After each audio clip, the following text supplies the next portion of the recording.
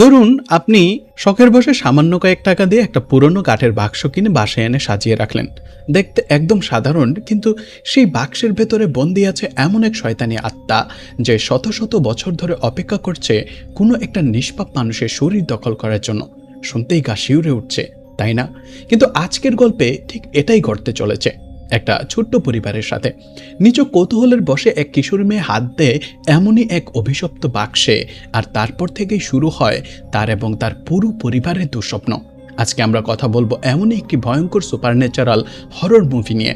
শেষ পর্যন্ত সাথেই থাকুন, কারণ শেষে এমন একটা টুইস্ট অপেক্ষা করছে যা আপনাকে ভাবাতে বাধ্য করবে। আর দয়া করে চ্যানেলটা একটু সাবস্ক্রাইব করে দিন, কারণ আপনাদের সাবস্ক্রিপশনের জন্যই আমি এত কষ্ট করি। গল্পের শুরুতে আমাদের পরিচয় হয় এক বৃদ্ধা মহিলার সাথে, যিনি নিজের বাড়িতে একদম একা থাকেন, কিন্তু তার চোখে মুখে এমন এক গভীর আতঙ্কের ছাপ, যেন তিনি এমন কিছুর সাথে বাস করছেন যার আসল সত্যিটা শুধু তিনি নিজেই জানেন। বারবার তার নজর চলে যাচ্ছিল ঘরে রাখা একটা পুরনো কাঠের বাক্সের দিকে, যেন সেই বাক্সের ভেতরেই লুকিয়ে আছে কোনো ভয়ঙ্কর রহস্য। তবু তিনি বাক্সটাকে উপেক্ষা করে আয়নার সামনে দাঁড়িয়ে চুল আঁচড়াতে শুরু করেন, কিন্তু চুলে হাত দিতেই একটা ভয়ঙ্কর ব্যাপার ঘটে। তার সমস্ত চুল ঝরে গিয়ে হাতের তালুতে চলে আসে। এটা দেখেই তিনি আঁতকে ওঠেন এবং তখনই তার মনে দৃঢ় বিশ্বাস জন্মায় যে এসব কিছুর পেছনে ওই কাঠের বাক্সটাই দায়ী। রাগ আর ভয় মিশিয়ে তিনি তখনই একটা হাতুড়ি তুলে নেন বাক্সটা ভেঙে ফেলার জন্য, কিন্তু হাতুড়িটা যেই বাক্সের কাছাকাছি পৌঁছায়, ভেতর থেকে ভেসে আসতে শুরু করে এক অদ্ভুত আর গা ছমছমে শব্দ। পর মুহূর্তেই তার হাত কাঁপতে থাকে, চোখ দুটো একদম সাদা হয়ে যায়। মনে হয় যেন কোনো অশুভ শক্তি তার পুরো শরীরটাই কবজা করে নিয়েছে। কিছু বোঝার আগেই এক অদৃশ্য শক্তি তাকে শূন্যে ছুঁড়ে সজোরে মাটিতে আছড়ে ফেলতে থাকে, আর মুহূর্তেই তার শরীর রক্তে ভেসে যায়। ঠিক তখনই বাড়ির বাইরে থেকে তার ছেলে তাকে ডাকছিল। মায়ের চিৎকার শুনতে পেয়ে সে দৌড়ে দরজা খুলে ভেতরে ঢোকে, আর যা দেখে তাতে তার পায়ের নিচ থেকে মাটি যেন সরে যায়। এই দৃশ্যটা শুধু একটা ভয়ঙ্কর ওপেনিং নয়, বরং পুরো গল্পের সবচেয়ে গুরুত্বপূর্ণ ইঙ্গিত বটে, কারণ যা যা এখানে দেখানো হলো তার প্রতিটাই পরে ফিরে আসবে আরও ভয়ঙ্কর রূপে। খেয়াল করে দেখবেন, চুল পড়া, চোখ সাদা হয়ে যাওয়া, শূন্যে ছুটে ফেলে আছড়ানো, এই প্রত্যেকটা লক্ষণ আসলে একটা বড় প্যাটার্নের অংশ, যা গল্পের শেষ পর্যন্ত বারবার ফিরে আসবে। এবার আসি গল্পের মূল চরিত্রে, ক্লাইড। জানা যায় ক্লাইড এবং তার স্ত্রী স্টেফেনি সম্পর্ক এখন আর আগের মতো নেই। ডিভোর্সের দিকে এগোচ্ছে সবকিছু। তাদের দুই মেয়ে, হ্যানা আর এমিলি, যাকে সবাই আদর করে ডাকে এম। আদালতের রায় অনুযায়ী উইকেন্ডে দুই মেয়ে থাকে বাবা ক্লাইডের কাছে। এদিকে স্টেফেনির জীবনে আসে ব্রেট, যাকে সে কিছুদিন ধরেই ডেট করছিল। যথারীতি এই উইকেন্ডেও হ্যানা আর এমিলি যাচ্ছিল বাবার কাছে। যাওয়ার আগে স্টেফেনি কড়া গলায় ক্লাইডকে বলে দেয় মেয়েদের জন্য খুব ভালোভাবে খেয়াল রাখা হয়, বিশেষ করে এমিলির, কারণ তার অ্যালার্জির সমস্যা আছে। গতবার এমিলির পুরো শরীরে অ্যালার্জির গোটা উঠে গিয়েছিল, তাই এবার যেন তাকে শুধু পুষ্টিকর খাবারই দেওয়া হয়, আর পিৎজা তো ভুলেও না। এসব শুনে ক্লাইড দুই মেয়েকে নিয়ে চলে যায় তার নতুন অ্যাপার্টমেন্টে। পরদিন সকালে ক্লাইড দুই মেয়েকে নিয়ে ঘুরতে বের হয়। পথে হঠাৎ তাদের চোখ পড়ে একটা গ্যারেজ সেল। পুরনো নানা জিনিসপত্র বিক্রি হচ্ছিল, আর অবাক করা ব্যাপার হলো এটা সেই একই বাড়ি যেখানে গল্পের শুরুতে সেই বৃদ্ধা মহিলা থাকতেন। সেই পুরনো জিনিসের ভিড়ে এমিলি চোখ আটকে যায় সেই রহস্যময় কাঠের বাক্সটার উপর। কেন জানা নেই, কিন্তু এমিলি কেমন যেন অদ্ভুতভাবে সেই বাক্সের দিকে একটা টান অনুভব করে। সে জেদ ধরে বসে এই বাক্সটা তার চাই। ঠিক তখনই এমিলির নজর যায় বাড়ির জানালার দিকে, যেখানে সেই বৃদ্ধা মহিলাকে দেখা যাচ্ছিল, শরীর পুরোপুরি জখমে ভরা। এমিলির হাতে বাক্সটা দেখেই তিনি ভয়ে আঁতকে ওঠেন এবং বিকট শব্দে চিৎকার করতে শুরু করেন। তার সেই আতঙ্কিত মুখ দেখে এমিলিও ভয় পেয়ে দৌড়ে গিয়ে গাড়িতে উঠে পড়ে। বাড়ি ফিরে এমিলি বাবার সাথে মিলে বাক্সটা খোলার চেষ্টা করে, কিন্তু কোনোভাবেই সেটা খোলে না। ক্লাইড হেসে বলে হয়তো যে বাক্সটা বানিয়েছিল সে ইচ্ছে করে এমনভাবে বানিয়েছে যাতে সহজে কেউ খুলতে না পারে। ঠিক তখনই ক্লাইডের ফোনে একটা জরুরি কল আসে, আর সে কথা বলায় ব্যস্ত হয়ে পড়ে। সেই সুযোগটাই কাজে লাগায় এমিলি। চুপচাপ বাক্সটা তুলে নিয়ে যায় নিজের ঘরে।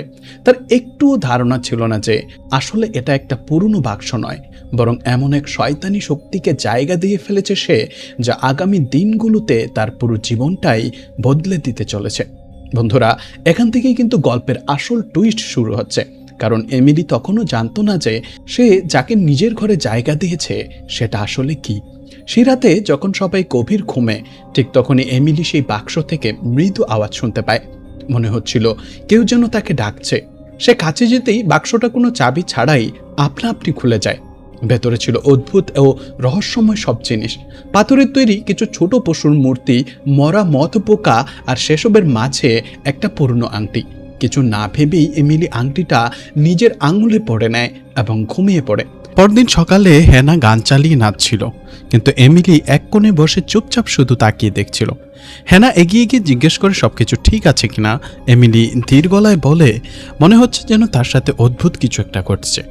হেনা ভাবে হয়তো বাবা মায়ের ডিভোর্সের কারণেই এমিলি মন খারাপ, তাই বিষয়টা সে খুব একটা গুরুত্ব দেয় না। কিছুক্ষণ পর তিনজনে ঘুরতে বেড়ায়, কিন্তু রাতে ফিরে দেখে ঘরের অবস্থা একদম লণ্ডভণ্ড। কিচেন এলোমেলো, খাবার মেঝেতে ছড়ানো, মনে হচ্ছিল যেন কেউ পুরো ঘরে তাণ্ডব চালিয়েছে। ক্লাইড পুরো ঘর খুঁজেও কাউকে পায় না। শেষে দুই মেয়েকে বলে হয়তো কোনো রেকুন জানালা দিয়ে ঢুকে পড়েছিল, কিন্তু আসল কারণ ছিল সম্পূর্ণ অন্য কিছু, এমন কিছু যা তখনও তাদের পরিকল্পনার এবং কল্পনার বাইরে ছিল। সেই রাতেও এমিলি আবার গিয়ে বাক্সের সামনে বসে পড়ে, আর অবাক করার ব্যাপার হলো পুরো রাত কেটে যায়, তবু সে 1 ইঞ্চিও নড়ে না। পরদিন সকালে ক্লাইড বারবার ডাকতে থাকে, কিন্তু কোনো সাড়া আসে না। চিন্তিত হয়ে সে ঘরে গিয়ে যা দেখে তাতে তার নিঃশ্বাস আটকে যায়। এমিলি বাক্সটা খুলে বসেছিল, আর বাক্সের ভেতরে ছোট্ট একটা আয়নায় দেখা যাচ্ছিল তার মুখ। চোখ দুটো একদম সাদা, চেহারায় এমন ভয়ঙ্কর ছাপ যেন কোনো অশুভ শক্তি তার শরীরে ভর করেছে।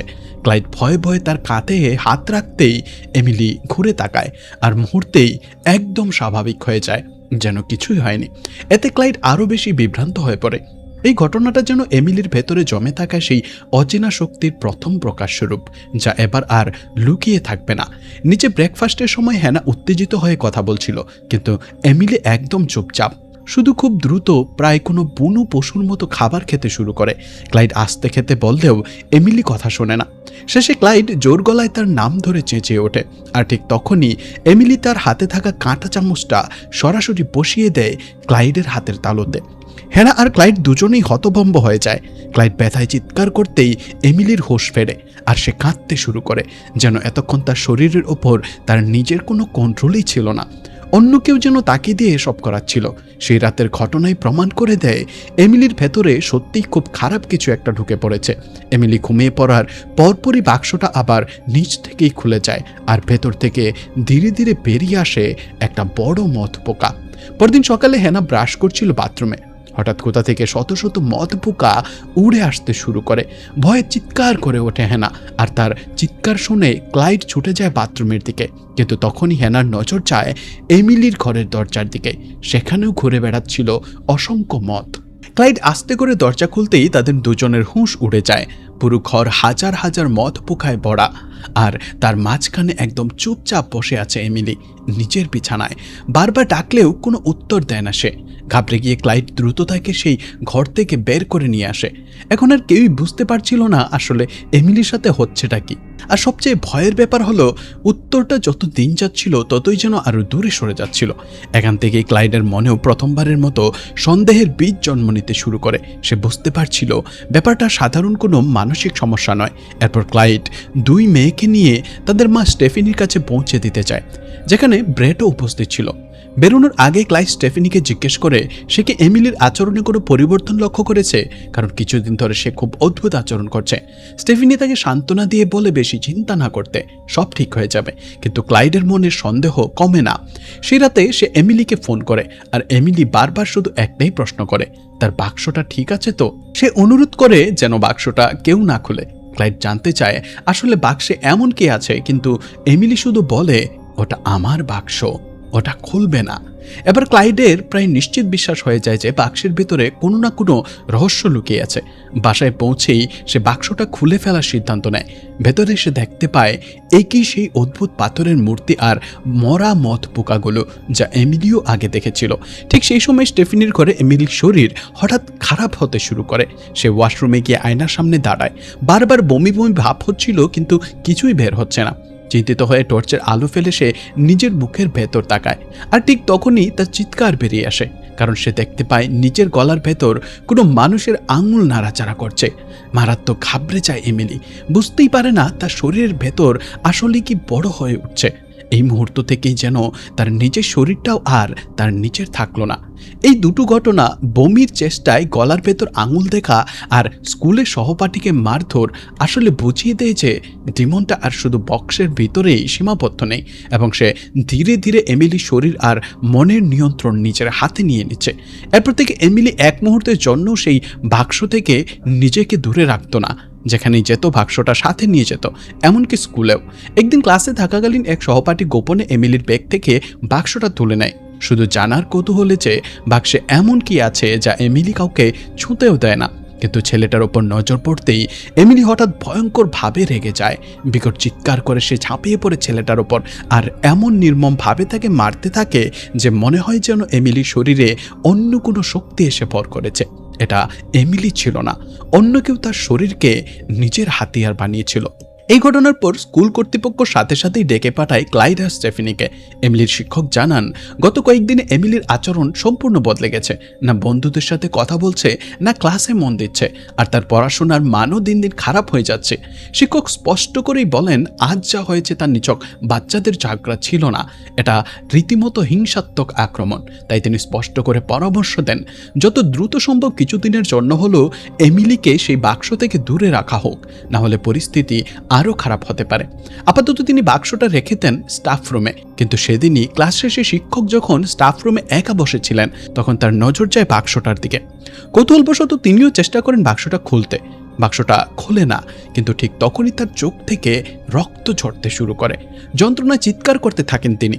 ঘরের হঠাৎ প্রচণ্ড বাতাস বইতে শুরু করে, আর তারপর এক অদৃশ্য শক্তি তাকেও শূন্যে ছুঁড়ে মাটিতে আছড়ে ফেলে, ঠিক যেমনটা হয়েছিল সিনেমার শুরুতে সেই বৃদ্ধা মহিলার সাথে।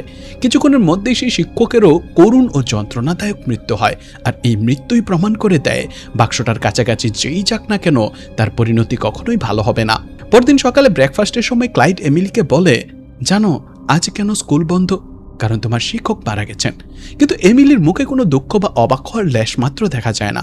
সে শুধু জিজ্ঞেস করে, তার বাক্সটা এখনো স্কুলেই আছে তো? সেটা ফেরত আনার কথা বলে। বারবার শুধু বাক্সের কথা শুনে ক্লাইড আরও দুশ্চিন্তায় পড়ে যায়।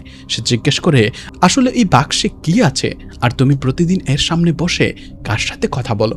এমিলি শান্ত গলায় জবাব দেয়, সে বাক্সের সাথে নয়, তার এক বন্ধুর সাথে কথা বলে, যে ওই বাক্সের ভেতরে থাকে। শুনে এক মুহূর্তের জন্য স্তব্ধ হয়ে যায় ক্লাইড। সে আবার জিজ্ঞেস করে, তোমার সেই বন্ধু তোমাকে কি বলে? এমিলি এসে বলে, সে বলেছে এমিলি নাকি খুবই স্পেশাল। এবার ক্লাইডের চোখে মুখে স্পষ্ট ভয়ের ছাপ ফুটে ওঠে। তার ছলে সে জিজ্ঞেস করে, সেও কি সেই বন্ধুর সাথে দেখা করতে পারে? কিন্তু এমিলির উত্তর তাকে আরও বেশি আতঙ্কিত করে তোলে। না, কেউ তাকে দেখতে পায় না, এমনকি এমিলি নিজেও না। এই কথা শুনে ক্লাইডের আর কিছুই বলা থাকে না। এখন সে প্রায় নিশ্চিত এমিলির সাথে সত্যি খুব খারাপ একটা কিছু ঘটছে।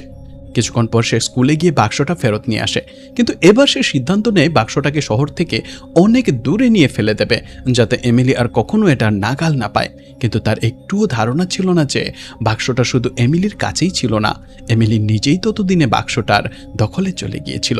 রাতে ক্লাইড বাসায় ফিরতে এমিলি সোজা তার কাছে এসে একটাই প্রশ্ন করে, তার বাক্স কোথায়? ক্লাইড অবাক হয়ে যায়, কারণ সে তো কাউকে বলেনি যে সে বাক্সটা ফেলে দিয়েছে। তাহলে এমিলি জানলো কিভাবে? কিন্তু এমিলি বারবার সেই একই প্রশ্ন করতে থাকে।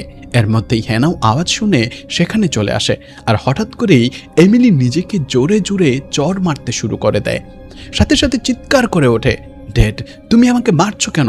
অথচ ক্লাইড তাকে স্পর্শও করেনি। এসব দেখে হেনারও সন্দেহ হয়, হয়তো ক্লাইডই এমিলিকে মেরেছে। এরই মাঝে এমিলি হঠাৎ ঘর থেকে বেরিয়ে দৌড়ে পালায়, ঠিক সেই দিকে যেখানে ক্লাইড বাক্সটা ফেলে দিয়েছে। মনে হচ্ছিল যেন অদৃশ্য কোনো শক্তি তাকে সেদিকে টানছে। ক্লাইডও তার পেছনে দৌড়ায়, আর কিছুক্ষণ পরেই এমিলি পৌঁছে যায় সেই জায়গায়। তখনই হঠাৎ কোনো এক অচেনা মেইলি কণ্ঠ শুনতে পায় সে, অথচ আশেপাশে কাউকেই দেখা যায় না। সেই কণ্ঠ কোনো অজানা ভাষায় এমিলির সাথে কথা বলতে শুরু করে, আর এমিলিও সেই একই ভাষায় জবাব দিতে থাকে। ঠিক পরের মুহূর্তেই এমিলি মুখ পুরো হা করে দেয়, আর চারপাশে ঘুরতে থাকা অসংখ্য মথ পোকা একে একে ঢুকতে শুরু করে তার মুখের ভেতরে। এই দৃশ্য দেখে ক্লাইড কিছু মুহূর্তের জন্য একদম জমে যায়। কিছুক্ষণের মধ্যেই এমিলি জ্ঞান হারিয়ে মাটিতে পড়ে যায়, আর ক্লাইড দৌড়ে গিয়ে তাকে কোলে তুলে সোজা বাসায় নিয়ে আসে। এদিকে হ্যানা ভয় পেয়ে তার মা স্টেফিনিকেও ডেকে পাঠায়। ক্লাইড যখন এমিলিকে নিয়ে বাসায় পৌঁছায় তখন দেখে দরজার বাইরে পুলিশও দাঁড়িয়ে। এখন বিষয়টা আর শুধু একটা অদ্ভুত বাক্সের মধ্যে সীমাবদ্ধ নেই, ধীরে ধীরে সামনে আসছে এমন এক শয়তানি শক্তি যা কারো বোঝার সাধ্যের বাইরে। বাসায় পৌঁছেই হ্যানা তার মাকে জানায় যে ক্লাইড এমিলিকে চড় মেরেছে, আর সে কারণেই এমিলি বাসা থেকে পালিয়ে গিয়েছিল। হ্যানা যা দেখেছিল সেই অনুযায়ী তার পুরো বিশ্বাস দোষটা ক্লাইডেরই। পরদিন আদালতের রায় আসে, এখন থেকে হ্যানা আর এমিলি উইকেন্ডেও ক্লাইডের কাছে যাবে না। এই খবরে একদম ভেঙে পড়ে ক্লাইড। এখন সে বুঝতে পারে এসব কিছুর মূলে আছে ওই কাঠের বাক্সটাই। এই বাক্স শুধু এমিলিরই জীবন নয়, বরং তার গোটা পরিবারটাকেই ধ্বংস করে দিচ্ছে। এদিকে ব্রেট স্টেফানির পাশ থেকে তাকে সান্ত্বনা দিয়ে যাচ্ছিল যে ধীরে ধীরে সব ঠিক হয়ে যাবে। একদিন গাড়ি থেকে জিনিসপত্র নামানোর সময় তার নিজের নজর যায় এমিলির দিকে। এমিলি চুপচাপ গাড়ির পাশে দাঁড়িয়ে হাতে কিছু একটা লুকিয়ে রেখেছিল। ব্রেট জিজ্ঞেস করে, তোমার হাতে কি আছে? এমিলি কোনো জবাব দেয় না। ব্রেট তার হাত খুলে দেখে ছোট্ট একটা অদ্ভুত জিনিস, আর অবাক হয়ে জিজ্ঞেস করে এটা কোথা থেকে সে পেল। ঠিক তখনই এমিলি চোখ ধীরে ধীরে পুরোপুরি সাদা হয়ে যেতে শুরু করে। তার মুখটা বিকৃত হয়ে ওঠে, মনে হচ্ছিল যেন গালের ভেতরে কিছু একটা কিলবিল করে হামাগুড়ি দিচ্ছে। বমি বমি ভাব হতে থাকে তার, আর গালের ভেতর স্পষ্ট দেখা যায় মদ পোকার নড়াচড়া। ব্রেট আবার জিজ্ঞেস করে, কিন্তু ঠিক তখনই এমিলি আবার একদম স্বাভাবিক হয়ে যায়, যেন কিছুই হয়নি। শুধু ধীর গলায় বলে, এখান থেকে চলে যাও এখনই। ব্রেট কিছুই বুঝতে না পারলেও এমিলির চোখে সেই ভয় দেখে আর কিছু না বলেই সরে যায়। এতদিন ক্লাইড ভাবছিল হয়তো ডিভোর্সের ধাক্কাতেই মেয়ে এমন আচরণ করছে, কিন্তু এবার তার কাছে পরিষ্কার হয়ে যায় যে ব্যাপারটা তার ধারণার চেয়ে অনেক বড় এবং ভয়ঙ্কর। এদিকে ক্লাইড ঠিক করে ফেলে তাকে বাক্সের আসল রহস্য জানতেই হবে। বাক্সটা নিয়ে এসে পৌঁছায় এক প্রফেসরের কাছে। প্রফেসর গভীর মনোযোগে বাক্সটা পরীক্ষা করেন, হাত দিয়ে অনুভব করেন তাকে খোদাই করা লেখা ছিল হিব্রু লেখাগুলো। কিছুক্ষণ চুপ থেকে গম্ভীর গলায় বলেন, এটা কোনো সাধারণ পুরানো বাক্স নয়, এটা একটা ডিবুক বাক্স। নামটা শুনে কিছুই বুঝতে না পারে ক্লাইড জিজ্ঞেস করে, ডিবুক এটা আবার কি জিনিস? প্রফেসর জানান, ইহুদি লোকগাথা অনুযায়ী ডিবুক হলো এক অভিশপ্ত ঘুরে বেড়ানো শয়তানি আত্মা, যার নিজস্ব কোনো শরীর নেই, আর তাই সে সবসময় কোনো জীবিত মানুষের শরীর দখল করতে চায় নিজের অস্তিত্ব টিকিয়ে রাখার একমাত্র উপায় হিসেবে। এটা শুনেই ক্লাইডের মুখের রং উড়ে যায়। ঘাবড়ে গিয়ে সে জিজ্ঞেস করে, আমি যদি বাক্সটা ভেঙে ফেলি বা ফেলে দিই তাহলে কি সব ঠিক হয়ে যাবে? প্রফেসর সঙ্গে সঙ্গে থামিয়ে দেন তাকে, এই ভুল কখনো করো না। এই বাক্স বানানোই হয়েছিল সেই শয়তানি আত্মাকে বন্দি রাখার জন্য। যদি এটা ভেঙে যায় তবে সেই আত্মাকে আটকানো আরও কঠিন হয়ে যাবে। প্রফেসর পরামর্শ দেন, যদি সত্যিই মেয়েকে বাঁচাতে হয় তাহলে খুঁজে বের করতে হবে এমন একজন রেবাইকে যিনি ইহুদি ধর্মীয় আচার অনুষ্ঠান আর ডিবুক সম্পর্কে জানেন। এবার ক্লাইড বুঝতে পারে এমিলি যে বন্ধুর কথা বলতো সে আসলে কোনো কাল্পনিক চরিত্র ছিল না, বরং একটা বাস্তব শয়তানি আত্মা বা ডিমন। বাসায় ফিরে ক্লাইড কম্পিউটারে ডিবুক আর এক্সোরসিজম নিয়ে গবেষণা শুরু করে দেয়। এরপর একটা ধর্মীয় প্রার্থনার বই হাতে নিয়ে সে যায় এমিলির ঘরে। এমিলি তখন ঘুমিয়েছিল, কিন্তু তার চেহারা দেখেই বোঝা যাচ্ছিল যে তার ভেতরের শয়তানি শক্তি আগের চেয়ে অনেক বেশি শক্তিশালী হয়ে উঠেছে। ভয়ে ভয়ে বিছানার পাশে দাঁড়িয়ে ক্লাইড সাহস জুগিয়ে প্রার্থনার বইটা খুলে প্রার্থনাগুলো পড়তে শুরু করে। প্রথম লাইনটা পড়তেই ঘরের পুরো আবহাওয়া বদলে যায়। প্রচণ্ড বাতাস বইতে শুরু করে, চারপাশে টের পাওয়া যায় কোনো অদৃশ্য শক্তির উপস্থিতি। ভয়ে কেঁপে ওঠে ক্লাইড, চিৎকার করে ওঠে, তোমার কি চাই? আমার মেয়েকে ছেড়ে দাও, প্রাণ নিতে হলে আমার নাও, কিন্তু এমিলিকে ছেড়ে দাও। এমিলি চোখের পাতা না ফেলেই তাকিয়ে থাকে ক্লাইডের দিকে। মুখ থেকে একটা শব্দও বের হয় না, শুধু চোখ থেকে ধীরে ধীরে গড়িয়ে পড়ে জল। ঠিক তখনই স্টেফিনি ঘরে ঢুকে ক্লাইডকে বাইরে টেনে নিয়ে যায়। এখন ক্লাইড বোঝা যায় একা এই লড়াই জেতা তার পক্ষে সম্ভব নয়, তাই সে দেখা করে রাবাইয়ের ছেলে জাডকের সাথে। জাডক থেকে নিয়ে যায় তার বাবা রাবাইয়ের কাছে, যেখানে একটা হলে আগে থেকেই উপস্থিত ছিলেন অনেক মানুষ। ক্লাইড সেখানে সবার সামনে ডিবুক বাক্সটা রাখা মাত্রই সবার মধ্যে ছড়িয়ে পড়ে আতঙ্ক। রাবাই সাথে সাথে জিজ্ঞেস করেন, এই বাক্স তুমি কোথা থেকে পেলে? আর ভুলেও এটা খোলনি তো? ক্লাইড সবটাই খুলে বলে, আর তার মেয়ে এমিলি একটা গ্যারেজ সেল থেকে এটা পেয়েছিল আর সেই খুলে ফেলেছিল। ক্লাইড জিজ্ঞেস করে, আমার মেয়ের সাথে আসলে কি ঘটছে? রাবাই দীর্ঘশ্বাস ফেলে বলেন, ডিবুক সবসময় খুঁজে বেড়ায় কোনো নিষ্পাপ বা পবিত্র আত্মা। প্রথমে সে নিজের কণ্ঠ দিয়ে সেই মানুষকে টানে নিজের দিকে, তারপর ধীরে ধীরে তার জীবনে ঘটতে থাকে একের পর এক অস্বাভাবিক ঘটনা, আর একসময় সেই মানুষকেই সে বানিয়ে ফেলে নিজের স্থায়ী ঠিকানা। ডিবুক বাক্সটা আসলে বানানোই হয়েছিল যাতে সেই আত্মাকে হোস্টের শরীর থেকে বের করে আবার বাক্সের ভেতরে বন্দি করা যায়, কিন্তু সময় মতো না আটকাতে পারলে সেই আত্মা তার হোস্টের সাথে চিরতরে মিশে যায়, তারপর আস্তে আস্তে শুষে নেয় তার পুরো জীবন আর শক্তি, যতক্ষণ না ভেতরে আর কিছুই অবশিষ্ট থাকে। সেই শয়তানি আত্মার একটাই ইচ্ছা, একজন জীবিত মানুষের জীবন চিরকালের জন্য নিজের করে নেয়া। এসব শুনে ক্লাইডের চোখে জল চলে আসে। সে একদম ভেঙে পড়ে, হাত জোর করে বলে সে আমার মেয়ের জীবন কেড়ে নিচ্ছে, আমি তাকে কিভাবে বাঁচাবো। রাবাই জানান একটাই উপায় আছে, সেই ডিমনের আসল নাম ধরে বারবার ডাকতে হবে আর তাকে হুকুম দিতে হবে যেন সে আবার বাক্সের ভেতরে ফিরে যায়। কিন্তু ক্লাইড বলে ওঠে, আমি তো তার নামই জানি না, আমার কাছে শুধু এই বাক্সটাই আছে, আমার আপনাদের সাহায্য দরকার। আমি এক্সোরসিজম নিয়ে পড়েছি, জানি এটা কতটা বিপজ্জনক, কিন্তু আমার মেয়ে এখন আর আগের মতো নেই। যখন তার চোখের দিকে তাকাই এমিলিকে দেখতে পাই না, মানে মনে হয় অন্য কিছু আমার দিকে তাকিয়ে আছে। তবু আমি জানি আমার এমিলি এখনো ভেতরে কোথাও বেঁচে আছে, প্লিজ আমাকে সাহায্য করুন। ঘরের ভেতর তখন একটা থমথমের নীরবতা নেমে আসে। একদিকে একজন বাবার অসহায় আকুতি, অন্যদিকে রাবাইয়ের দীর্ঘদিনের অভিজ্ঞতা থেকে পাওয়া সতর্কতা। রাবাই তবু শান্তই থাকেন। তার প্রতিক্রিয়া থেকে ক্লাইড পুরোপুরি ভেঙে পড়ে, চোখে জল নিয়ে রাগের মাথায় বলে, আজ যদি আপনার নিজের ছেলে এই অবস্থায় থাকতো তবে কি আপনি তাকে এভাবেই মরতে দিতেন? এই বলে ক্লাইড বেরিয়ে যেতে শুরু করে, কিন্তু তখনই জাডক পেছন থেকে এসে তার কাঁধে হাত রাখে, বলে আমি আপনাকে সাহায্য করব, আমরা একসাথে এমিলিকে ফেরত আনবো। এদিকে স্টেফানি ঘরের নিজের কাজ করছিল। হঠাৎ কিচেন থেকে অদ্ভুত শব্দ শুনে সে ছুটে যায় সেদিকে। গিয়ে দেখে ফ্রিজার খুলে কাঁচা মাংস কোনো বনুষ পশুর মতো খাচ্ছে এমিলি, অথচ এমিলি সারা জীবনে কখনো আমিষ পর্যন্ত ছুঁয়ে দেখেনি। স্পষ্টই বোঝা যাচ্ছিল ডিমন এখন পুরোপুরি দখল নিয়েছে তার শরীরের। স্টেফানি ভয়ে ভয়ে থামানোর চেষ্টা করলে এমিলি শুধু বলতে থাকে, আমি এমিলি নই, আমি এমিলি নই। তারপর কিচেনের জিনিসপত্র ছুটতে শুরু করে স্টেফানির দিকে, আর মুহূর্তেই উধাও হয়ে যায়। ঘাবড়ে গিয়ে স্টেফানি সারা ঘরে তাকে খুঁজতে থাকে। হঠাৎ পেছন থেকে হামলা করে বসে এমিলি, কিন্তু স্টেফানি নিজের মেয়েকে শক্ত করে জড়িয়ে ধরে যেভাবেই হোক তাকে শান্ত করার চেষ্টা করে। পরে সব ঘটনা সে জানায় ব্রেডকে। ব্রেড বলে তার এক পরিচিত আছেন যিনি মানসিক রোগীদের চিকিৎসা করেন, কালই এমিলিকে তার কাছে নিয়ে যাবে, কিন্তু ততক্ষণে অনেক দেরি হয়ে গিয়েছিল। পরদিন সকালে ব্রেড গাড়ি পরিষ্কার করছিল, তখনই এমিলি ধীর পায়ে তার দিকে হেঁটে আসে। চোখ দুটো পুরোপুরি কালো, চেহারা একদম ফ্যাকাশে সাদা। ব্রেড জিজ্ঞেস করে, এমিলি তুমি ঠিক আছো তো? কিন্তু পর মুহূর্তেই তার মুখ থেকে হঠাৎ রক্ত বেরোতে শুরু করে। সবাই আতঙ্কে জমে যায়, আর ঠিক তখনই এমিলিও জ্ঞান হারিয়ে পড়ে যায় মাটিতে। স্টেফানি আর হ্যানা তৎক্ষণাৎ অ্যাম্বুলেন্স ডাকে, কিন্তু আসার আগেই হ্যানা দেখতে পায় আরও একটা ভয়ঙ্কর দৃশ্য। এমিলির মুখ থেকে বেরিয়ে আসে একটা মথ পোকা। হাসপাতালে পৌঁছেই ডাক্তাররা একের পর এক পরীক্ষা চালান এমিলির, কিন্তু রিপোর্ট দেখে তারাও অবাক।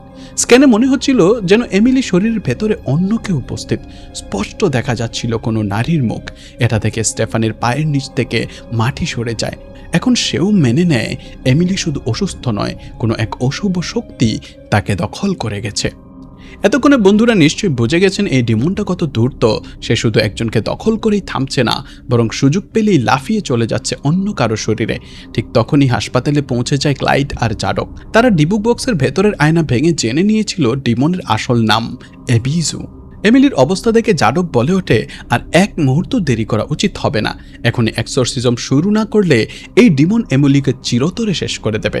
এরপর সবাই মিলে এমিলিকে নিয়ে যায় হাসপাতালের সবচেয়ে ওপরের তলার একটা নির্জন ফ্লোরে।